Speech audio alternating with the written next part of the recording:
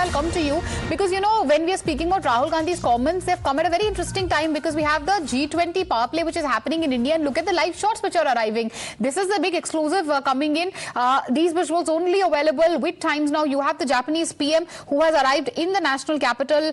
In the last hour or so, we've seen, of course, Sheikh Hasina, Rishi Sunak, and now the Japanese Prime Minister arriving in India. Aishwarya is also live with us. Aishwarya, take us through the latest visuals coming in. Far as India's G20 moment is concerned, of course, we are seeing it play out live. Top world leaders descending on the national capital. Sheikh Hasina, Rishi Sunak, and now, of course, you have the Japanese Prime Minister.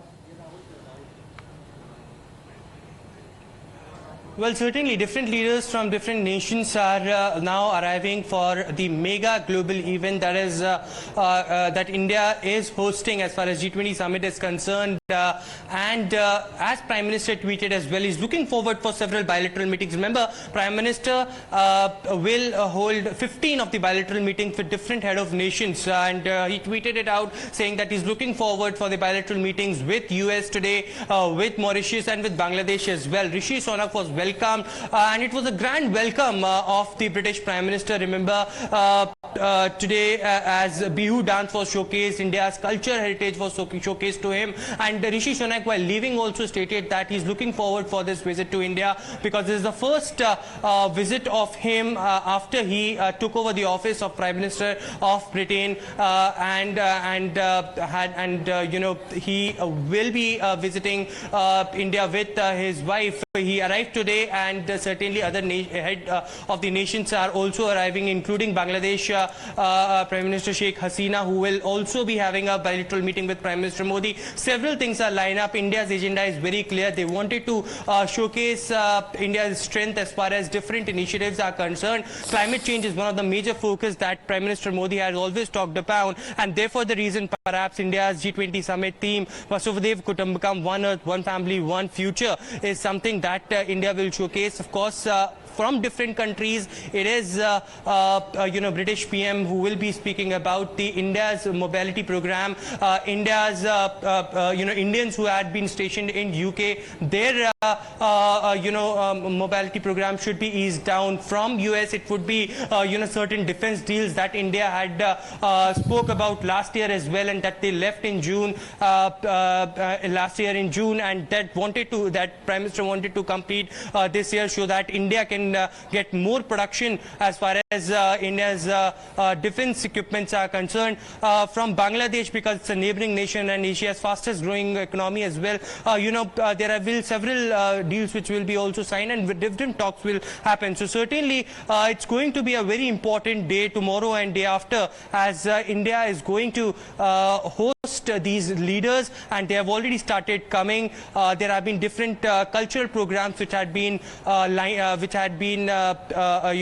programmed, and that will be showcased in front of these host leaders.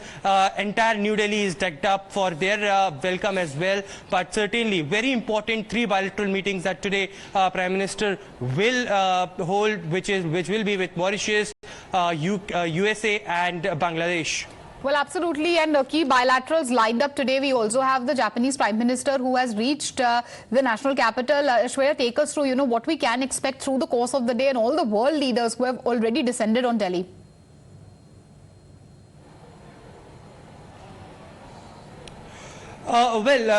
Starting from a Nigerian head of the nation who arrived first, and India had deployed all their union ministers from different ministries to welcome them at the airport, and a special corridor had also been developed as far as the movement of these head of nations are concerned. Now, a Japanese PM already had arrived. There was a special meeting that already concluded when Prime Minister was in Indonesia for a shortest foreign tour, which was an Asian-Indian summit, and Prime Minister there as well has stated that G20 summit is very close to his heart, and all these nations who had been coming to the country will take along several memories, and it would be very important as far as the bilaterals are concerned, and also the agendas which had been set, of course, for the G20. Now remember, African Union has also been agreed by European Union